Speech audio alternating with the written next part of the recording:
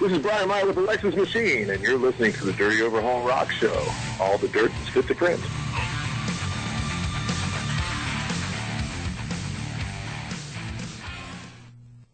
Yeah, and then Neil Young. Yeah. I've seen people on YouTube where they video themselves. Yeah. And it'll be in like 4 different quadrants or whatever, and they're singing to themselves, but they recorded themselves singing a different part of a harmony of I just whatever can't pick song. them out. I guess you got to be able to hear that. I mean, you got to be able to. It's something. Well, when you're doing a harmony, you're typically doing like a third or a fifth. Right. Most of the time. Yeah, most of the time. Yeah, Most it's of the time. Beatle harmony. Yeah, exactly. So it's like ha ha or ha ha. But you ever notice though, like on all the David Lee Roth, the solo stuff, it's like his voice every time. I mean, he's doing the backups and the main part. I mean, you don't hear anybody but his voice. Yeah. That's weird how he did that. Yeah, well, actually, a couple of years ago, there was a guy. Yeah. A couple of years ago, there was a guy that advertised on Craigslist. He wanted somebody to come to his little studio in his house and sing Hotel California for him. And I answered the ad just for the Sam Hill of it. You know, I thought, well, shit, you know, probably a zillion people. Well, damned if he didn't answer me back. And because I told him, I said, well, yeah, I can do the lead. Said I can go back and do the harmony parts on it too, and you know, just let me know. Well, the fucker called me back. He lived in Moxville, and he had this little studio. He did the drums on a drum machine, and I got to say, he did a damn good job. He did the bass. Yeah. He did all the guitar parts. You know, layered everything on, and the music was good. It was really good. He did like a Lenny Kravitz. He played everything on there. All he needed was somebody to sing. So went in there and I did the lead part first, and then I went back and I just did 3 parts. I just did the lead, and I did one high part, and I did the one low part. And he was like, man, how do you know where that low part is? Man, I can't find that. I just hell, man, I don't know. Yeah, that's why, I mean, I don't see how they do that. It's just, I don't have it. But anyway, so Chris is telling Dave, he's here, you do the oh, and then, don't. It's like it's just a natural. Oh. Well, most of the time, I always tend to sing the high stuff.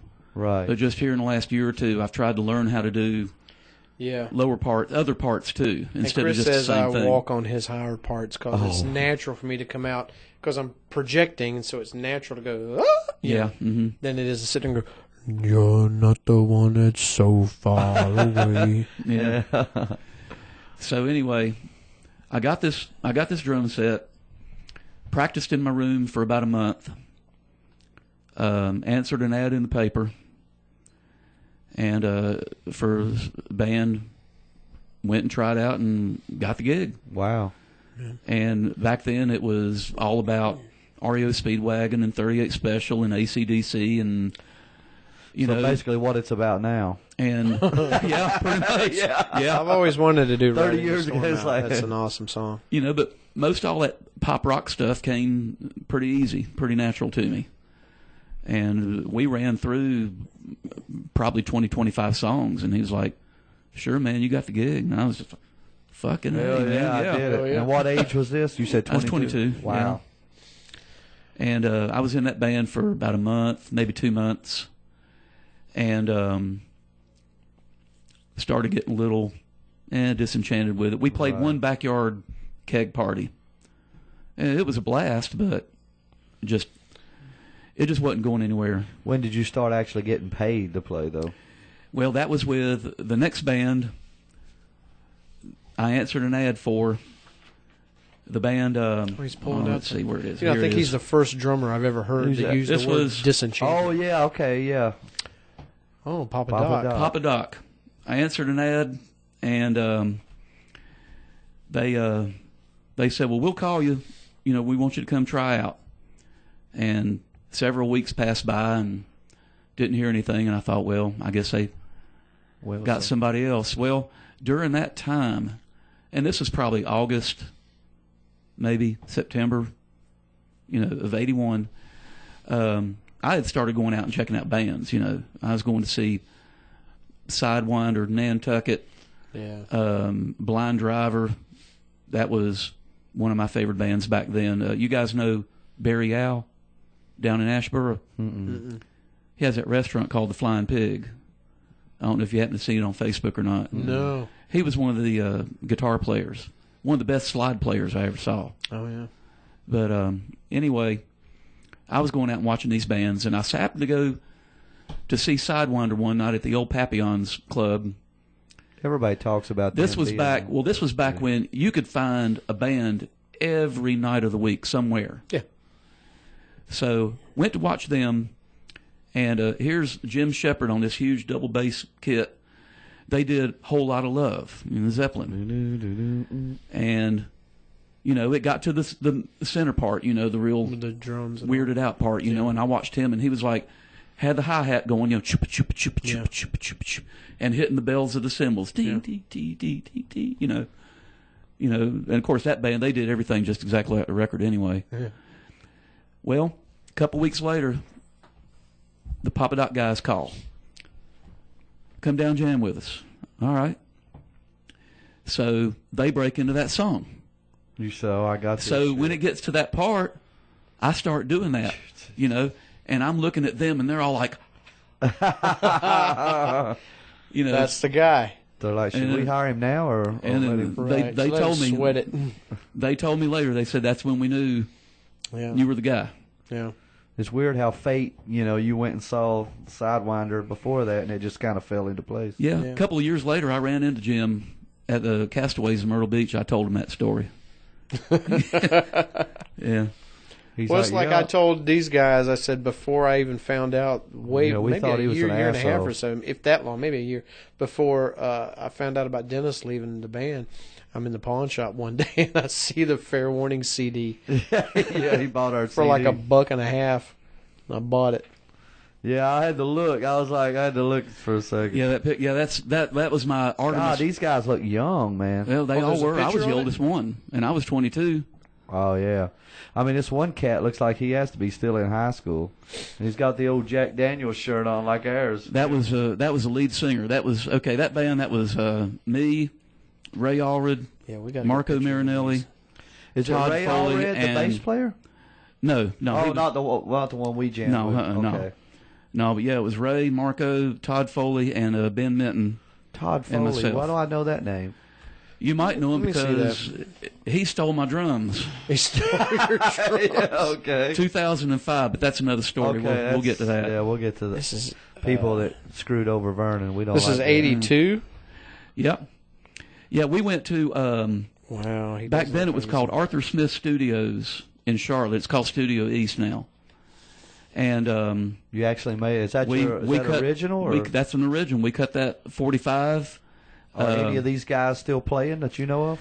Todd has a band in Nashville called Black Horse. Oh, okay. Well, this says Nashville, Tennessee. Marco was actually the last band I was in before Dan Fino.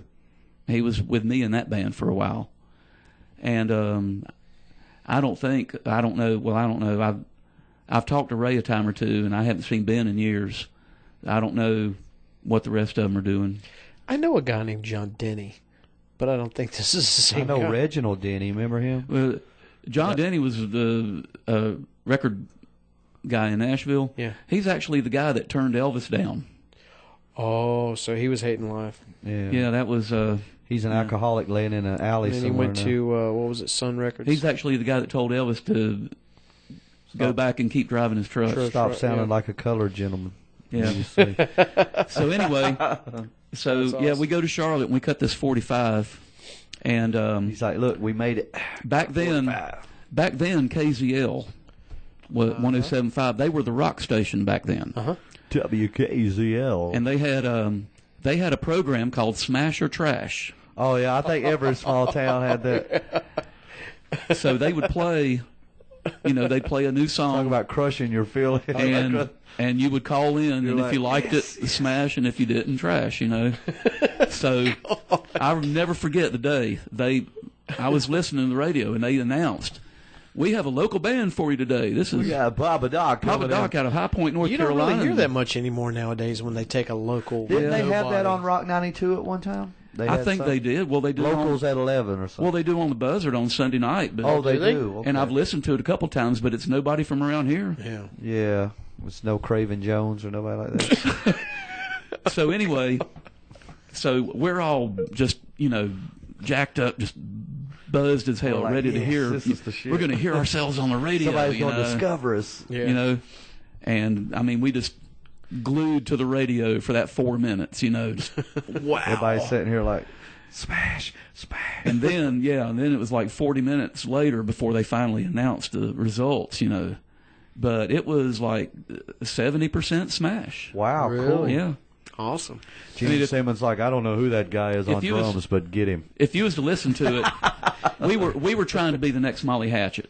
Right. We were all big Southern rock guys. I mean, we liked metal stuff. We played Priest and Scorpions and AC/DC too, but we were Skynyrd, Hatchet, Blackfoot, all that kind of stuff. Let me see the picture again. Let me see what you got.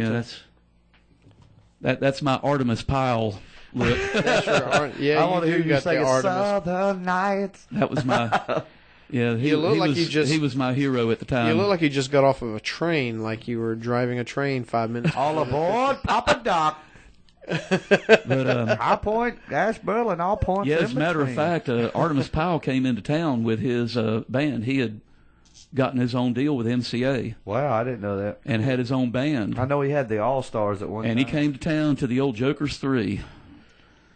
That place used to be that place used to be the shit back. It was a shithole, but it was a hell of a lot of fun. Yeah.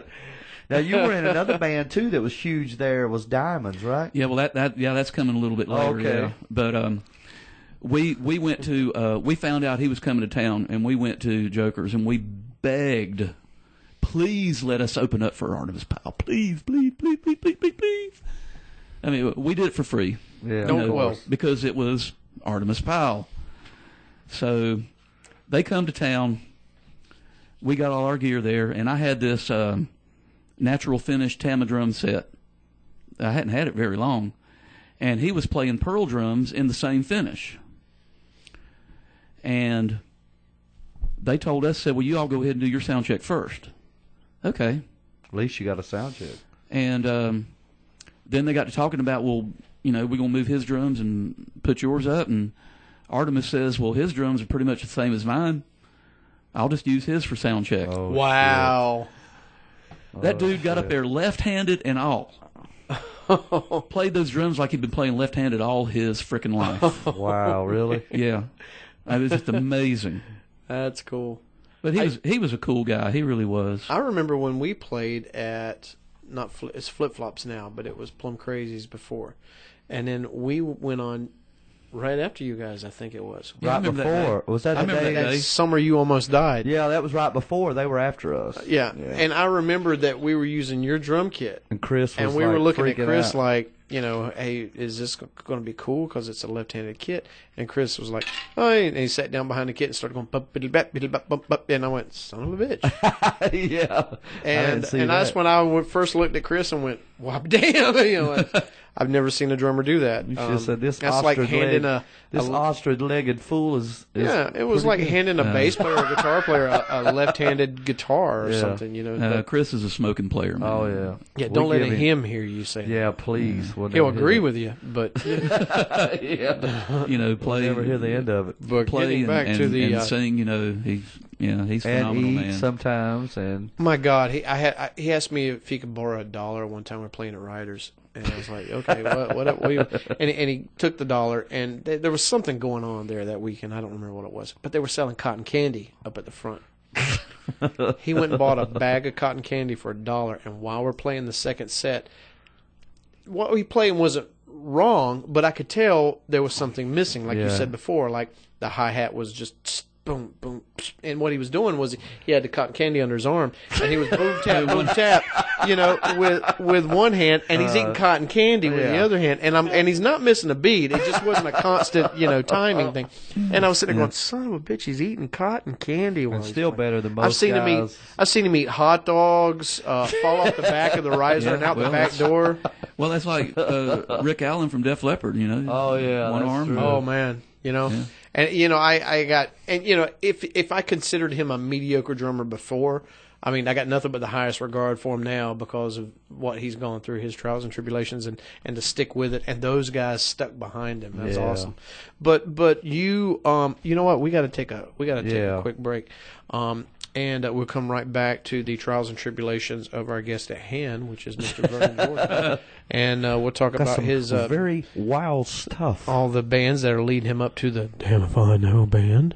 And, of course, his current project. We'll find out what he's got going on. His most current project, which will be his Bride-to-Be.